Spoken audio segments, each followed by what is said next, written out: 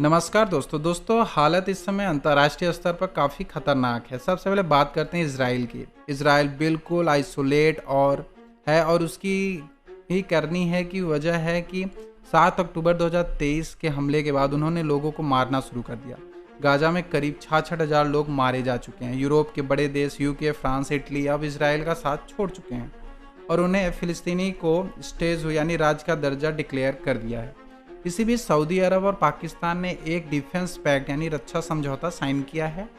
इसमें हमको विश्लेषण किया था, बताया था कि उनमें कोई प्रॉब्लम नहीं है, लेकिन प्रॉब्लम तब आई जब बाकी देश इसको ज्वाइन करेंगे और अब ऐसा लग रहा है कि चीज़ें उसी तरफ जा रही हैं। ईरान का स्पष्ट संकेत है कि ईरान के जो सुप्रीम लीडर हैं खुमैनी ने टॉप एडवाइज़र मेजर जनरल हाइया रहमान सफ़ावी को स्टेट टेलीविज़न पे यह कहा कि रियाद और इस्लामाबाद के एग्रीमेंट पर एक बहुत ही पॉजिटिव डेवलपमेंट है। सबसे बड़ी चिंता यह है कि सफ़ावी ने सुझाव दिया है कि ईरान, इराक और बाकी देशों को भी इस पहल को ज्वाइन करना चाहिए। उनका मानना है कि अगर यह देश एक साथ आते हैं तो वाइडर इस्लामिक रीजनल अलायंस बनेगा। सफ़ावी का तर्क है कि इजराइल के सारे इस्लामिक देशों को साथ में ला दिया जाए। यह बयान बहुत चिंताजनक है। काफ़ी पाकिस्तान ने जून में 2012 डे वॉर दौरान ईरान की मदद करने से पब्लिक मना कर दिया था, यानी पाकिस्तान ने ईरान को धोखा दिया था। इसके बावजूद ईरान इंटरेस्ट दिखा रहा है।